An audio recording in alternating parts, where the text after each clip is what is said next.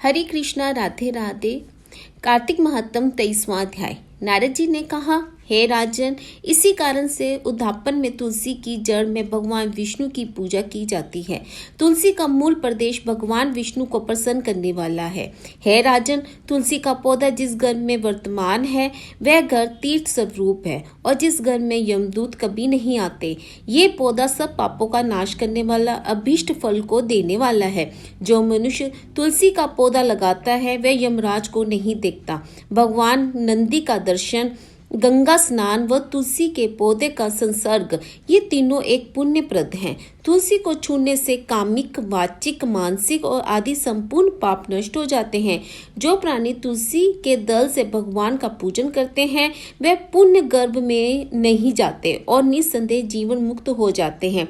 तुलसी के दल में पुष्कर आदि समस्त तीर्थ, गंगा आदि नदियां और विष्णु प्रवृत्ति जब देवता निवास करते हैं। तुलसी के पौधे के पास जो अपना प्राण विसर्जन करता है वह चाहे कितना बड़ा पापी क्यों न हो, उसे यमराज नहीं देख सकते। है राजन, जो लोग तुलसी के काष्ठ का चंदन लगाते हैं वह राजस में मोक्ष को प्राप्त होते हैं। उनके द्वारा किए गए पाप उनके शरीर को स्पर्श नहीं कर पाते हैं। हे राजन, जहाँ तुलसी के वन की छाया हो वहाँ पर पितरों को श्राद्ध करना चाहिए। वहाँ पर पितरों को निमित्त दिया हुआ दान हमेशा के लिए अक्षय होता है। आंवले के वृक्ष की छाया में जो प्राणी पिंड दान करते हैं उन्हें प्रीत यदि नरक की यात्रा भी भोग रहे हों तो भी मुक्त हो जाते हैं। सिर, हाथ, मुंह और देह में जो आंवले को धारण करते हैं उनको विष्णु रूप जानना चाहिए। आंवले के फल और तुलसी के दलों को पानी में मिलाकर जो प्राणी स्नान करते हैं उन्हें गंगा स्नान का फल मिलता है। जो मनुष्य आंवले के पत्तों और फलों से देवताओं का पूजन करते हैं उन्हें स्वर्ण, मणि और मोतियों द्वारा पूजन का फल प्राप्त होता है।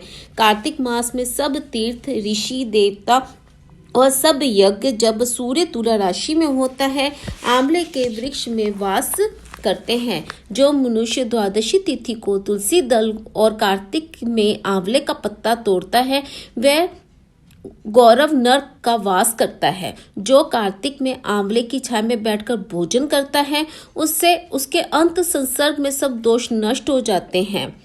कार्तिक में जो आंवले की जड़ में विष्णु जी का पूजन करता है उसे श्री विष्णु नेत्रों, क्षेत्रों व पूजन का फल प्राप्त होता है। आंवले तथा तुलसी की महत्ता का वर्णन करने में श्री ब्रह्मा जी भी असमर्थ हैं। इसलिए धात्री और तुलसी जी का जन्म तथा कथा सुनने से मनुष्य अपने वंश सहित मुक्ति को पाता है। ओम नमो भगवते वासुदेवाय। कार्तिक महत्तम 23वां अध्याय समाप्त।